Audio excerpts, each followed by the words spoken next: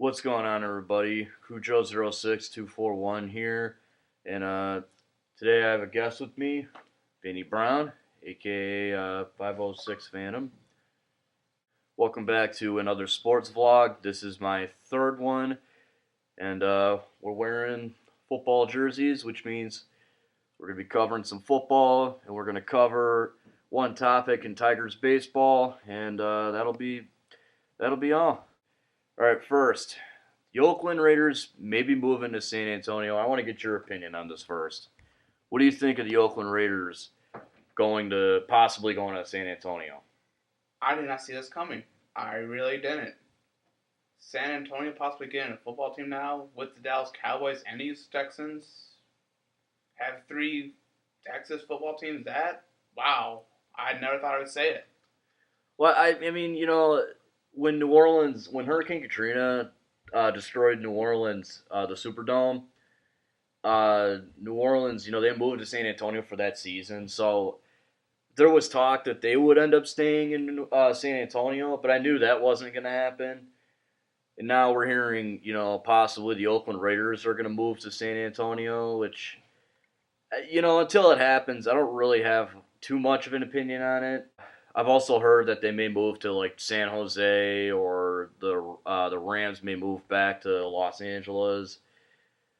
I've even heard Oakland may move to Los Angeles. So for now, really, it's just mindless speculation. But it is interesting. We'll see what happens later. Okay, moving on to some Lions football. Apparently, Nick Fairley is looking at a possible suspension for an off-the-field incident that happened a couple years ago. Roger Goodell, what are you doing? I read a little bit on this. I guess he got a DUI, and he was driving like 100 miles per hour. So, okay, fine.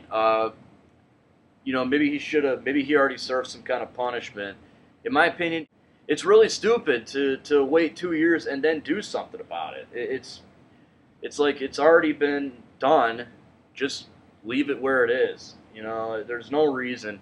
And if he gets more than 2 games, if he gets more than 2 games, like Ray Rice got for hitting his wife. Granted, Ray Rice did apologize for that, and he said that what he did was wrong. I don't really give a shit. That's still stupid.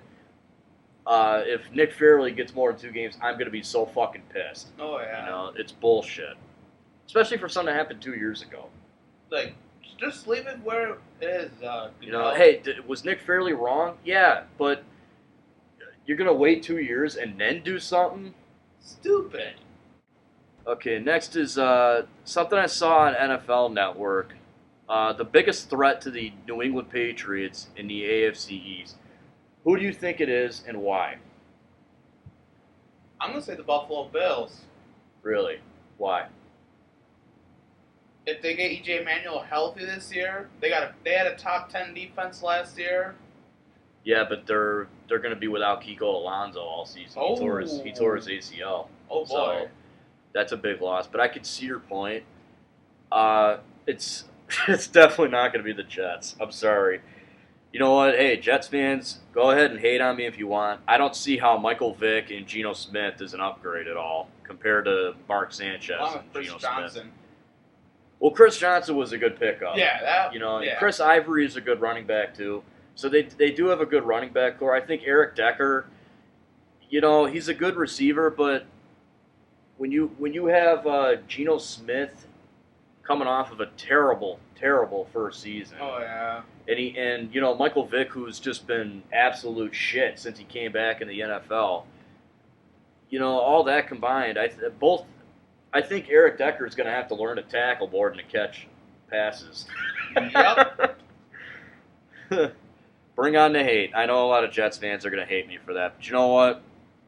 Patriots fan.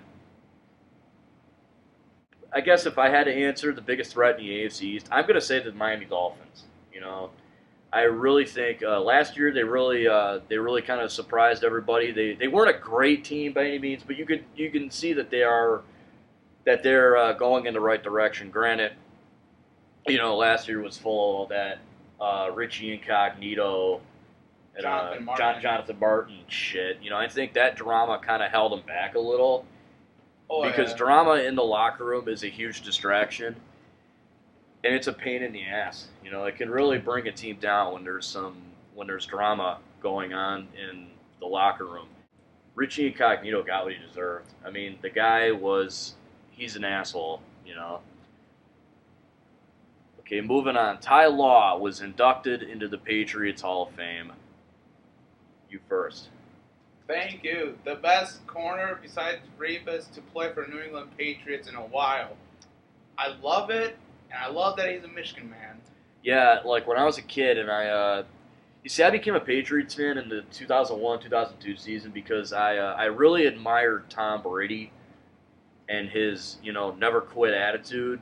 Ty Law was on the team, and I saw that guy make interceptions that, were pretty good. Like, I remember one time I think I was watching where he literally just stretched out, caught the ball right here, and pulled it in.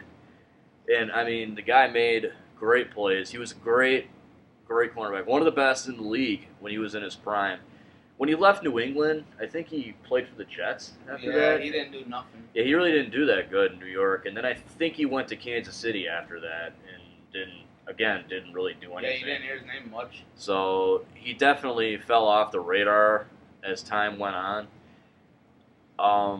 Maybe one day he'll be an NFL Hall of Famer, but it's really cool to see that he's a Patriots Hall of Famer. Kerry Williams from the Eagles called the Patriots cheaters. Dude, really? Kerry Williams, you remember him from Baltimore when they won against San Francisco in the Super Bowl? Yeah. Yeah, he, I'm not going to take anything away. He's a decent player. He's a good player. But to call the Patriots cheaters just because they haven't won a Super Bowl since the whole Spygate incident. Stupid. They've made it to 2. How do you say they're cheaters? If they were cheating, wouldn't they have won those 2 Super Bowls? Especially when they were going for 19-0. When they were going for 19-0. There's no way in hell they would have lost had they been, cheating. Give me a break. Winning a championship is the hardest thing to do in a sport.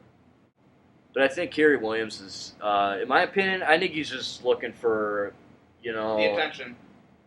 Yeah, I don't know if it's really looking for attention. I think maybe he just wanted NFL.com to print something featuring his name.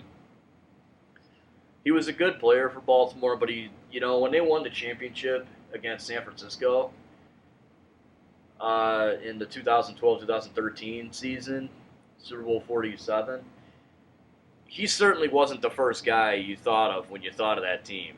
I think everybody would agree with me on this. Ray Lewis was the first guy. Oh, yeah. And then there's other talent like Anquan Bolden, Ray Rice. Even Joe Flacco was good. I didn't think he deserved the MVP award. I thought Jacoby Jones should have won it. That's what I was going to say. That was my MVP. The guy broke Desmond Howard's Super Bowl kick return record in the Super Bowl. Super Bowl kick return record. That right there should have got him the MVP honors, not Joe Flacco.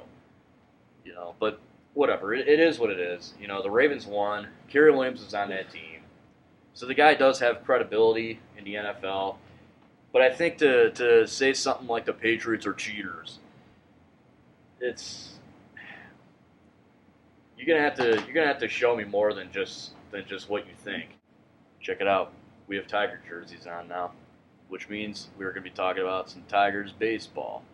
Okay, this is definitely old news by now, but since this is my sports vlog and I talk Tigers baseball, it's going to be talked about. In a 3-team trade with the Mariners and the Rays, the Detroit Tigers acquired former Cy Young winner David Price, 2012 Cy Young winner David Price, in exchange for Austin Jackson going to the Mariners, and Drew Smyly, a prospect, Willie Adams, I think his name is. Yep, it's and Nick Franklin. Nick Franklin from Seattle. Yeah, going to Tampa Bay. Wow. That means the Tigers have the last 3 Cy Young winners in their rotation. That is dominance. Why don't you go first on this? when I was watching the Tigers game Thursday against the White Sox, and I seen Austin Jackson leaving the field, I'm like, something happened.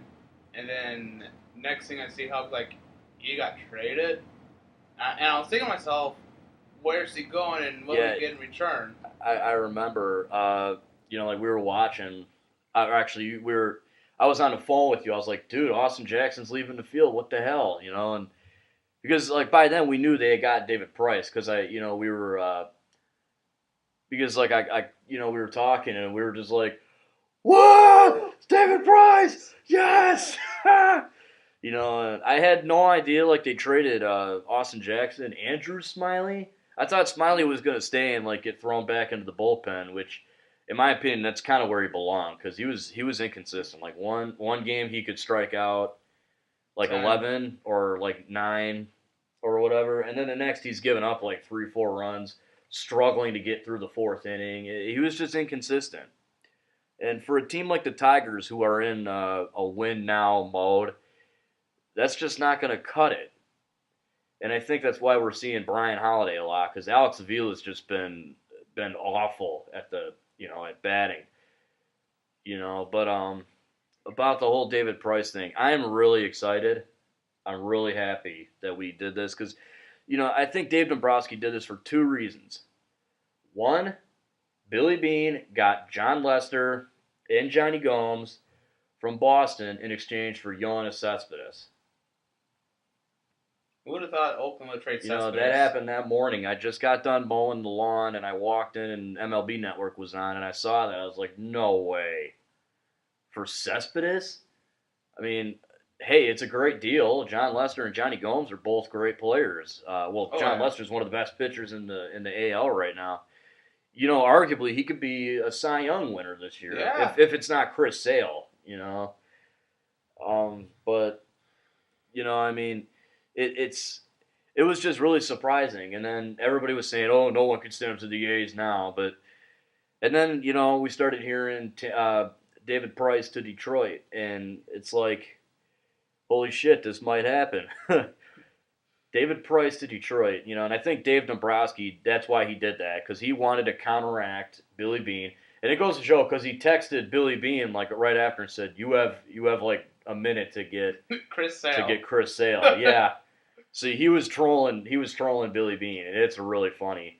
There is a lot of there's some bad blood coming along between Detroit and Oakland, and I really like it. Really adds a lot to, the sport of baseball. And if those two teams don't meet in the ALCS, I am going to be so disappointed. Yeah. You never know what those fucking Angels are going to do, though. They're doing really good. And Toronto, they're good, but I just don't see them making it out of the wild card against LA. Baltimore, they could be the underdog, too. I think Baltimore and Toronto are really your dark horses right now. Oh, yeah. But I definitely see Baltimore going farther. Because Toronto's just too up and down. I'm not going to lie. I did get a little misty-eyed when I saw Austin Jackson trotting off the field. I mean, I really like Jackson. Ezekiel Carrera is supposed to take his place now in center field. Well, him and Rajay Davis are going to platoon. So I'm really excited to see Ezekiel Carrera. I think anybody that doesn't give him a chance needs to kind of just back off and remember Austin Jackson was new at one time. And people weren't happy because of who we got rid of to get him, Curtis Granderson. Actually, that was a 3-team trade as well. Look what we got out of that. Yeah, we got Max Scherzer, Austin Jackson, and Phil Koch out of that. Koch got rid of. Well, Koch was good up until last year. And then he was crap, and this year he's up and down. For the beginning of the season he was down, and now he's picking decent. It up. So all in all, the David Price deal, I'm really excited. I can't wait to see him pitch in a Tigers uniform. I'm definitely looking forward to it. I'm hoping the Tigers make a move in the waiver trade, because now it's a waiver thing. The non-waiver deadline is over and done with. I think they need to get another left-handed bullpen pitcher because, Koch hasn't been great, and Kroll just got sent down to AAA Toledo. And, Blaine Hardy's been really good, really consistent, but how good is he going to be in the playoffs? That's the big question. So Will you give up Antonio Bastardo? Yeah, that's who I want to see, but I don't know. You never know. Well, that's basically all we wanted to cover in my third sports vlog. Um, if you hit me up on Twitter at Cujo06241 if you want to talk sports or movies or video games, whatever. I'm like I said, just say hi. I'm a very talkative person. Uh, if you like what you see here and you want to see more, hit the subscribe button. For Vinny Brown, I'm Cujo06241, signing out.